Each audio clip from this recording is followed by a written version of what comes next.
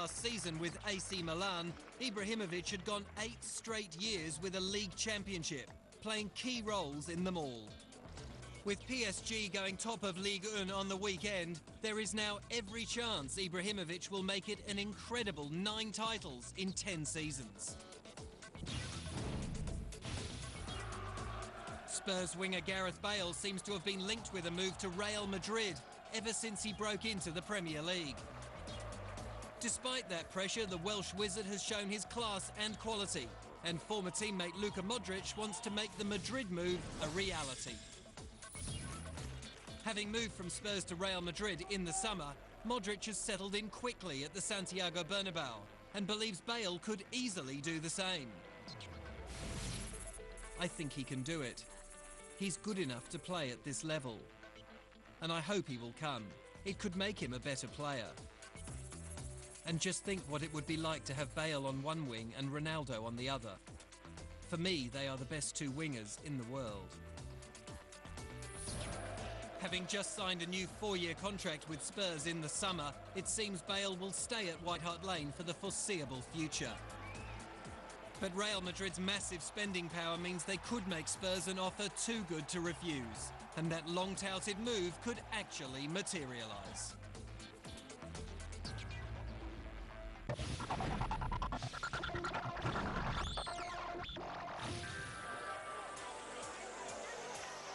Valencia left it late but picked up a crucial 3-2 win at home to Athletic Bilbao. With Bilbao leading 2-1, Valencia snatched the 3 points with 2 goals at the death, including Nelson Valdez's winner in the 90th minute.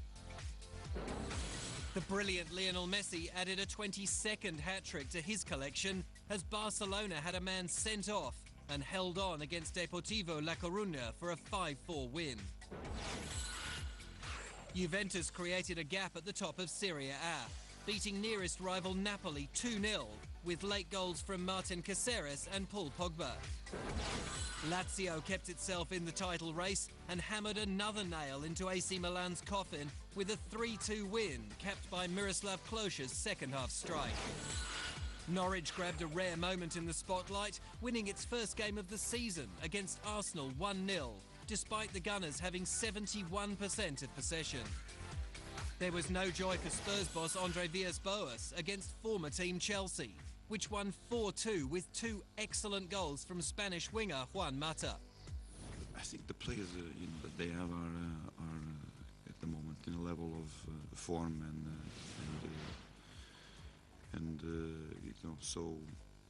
so connected with each other, so creative that you can only compliment teams that play like this. Champion Borussia Dortmund lost for the 2nd time this season, falling 2-1 to derby rival Schalke, which got goals from Ibrahim Afellay and Marco Hoga. Bayern Munich won a Bundesliga record 8th straight game to start the season, thumping Fortuna Düsseldorf 5-0 as Thomas Muller scored a brace. The Corsican derby had no goals, but was explosive nonetheless, as Ajaccio and Bastia each had a man sent off and rival fans clashed in the stands. In a matchup of last versus first, Troyes posted the upset of the Ligue 1 season, beating Marseille 1-0 with a late strike from Benjamin Nivet. Coming up, Lille looks to lift out of the doldrums. And Aston Villa throws Simone Farina a lifeline.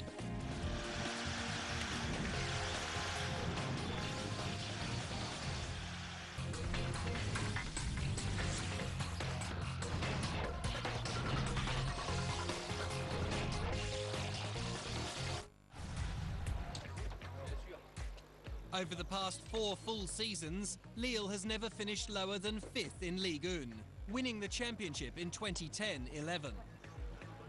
So there are some raised eyebrows over Lille's tardy start this season. Les Dogues are sitting 11th on the table with 2 wins, 5 draws and 2 losses for a total of 11 points. That is not disastrous by any means, especially when there are 29 games left in the season and the gap between Lille and the top 4 is relatively small. The simplistic answer to Lille's early season woes would be to pin it on the departure of playmaker Eden Hazard to Chelsea. That might be part of the reason, especially when he scored 20 goals and provided 17 assists during 47 appearances in all competitions last season. Nor should the exits of midfielder Joe Cole back to Liverpool and striker Moussa Sow, who joined Fenerbahce last January after 37 goals in 76 appearances, be discounted. That trio of fine players may have left a hole in Lille's best team, but it might be worth examining the defence as a reason for this early season sluggishness.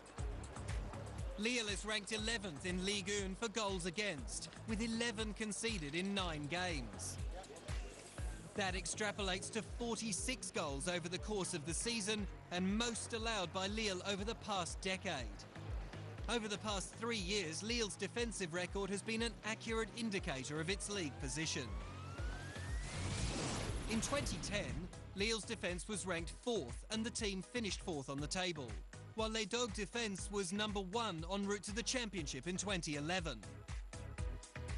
A third-place finish matched a third-ranked defence last season, while this campaign is offering another mirror image of goals against and table position. Lille is also struggling in the Champions League with 2 losses from 2 games and 5 goals conceded. Yet there are not too many teams willing to write off the French outfit. Sí, sé que el inicio no ha sido bueno. They haven't started their season well, but it is a team that has been doing well generally for a long time. The coach has been in charge for many seasons. They won the league 2 years ago, and last season they ended up in 3rd place. Although they've lost players of great quality, they got good reinforcements. I think the way they play is not being reflected in their results. Their efficiency is greater than the amount of points they have. It is a rival to treat carefully. 2 or 3 quick wins could have Lille back in the thick of the French title race. It would help to have Hazard, Cole or Sow, but it would help even more to have a tighter defence.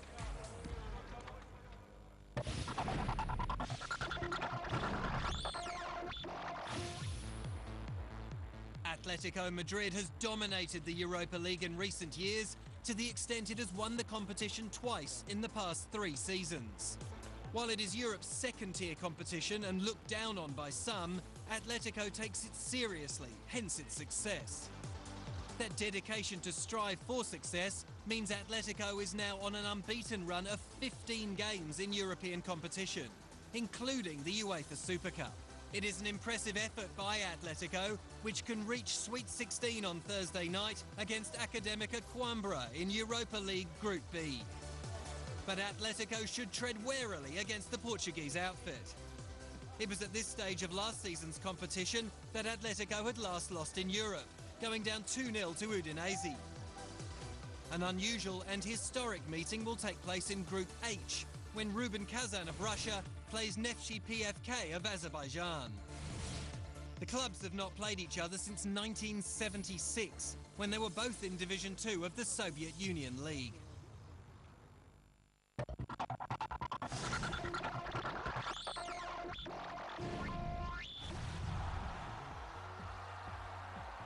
Get set to add another team to the bulging file of Luis Felipe Scolari.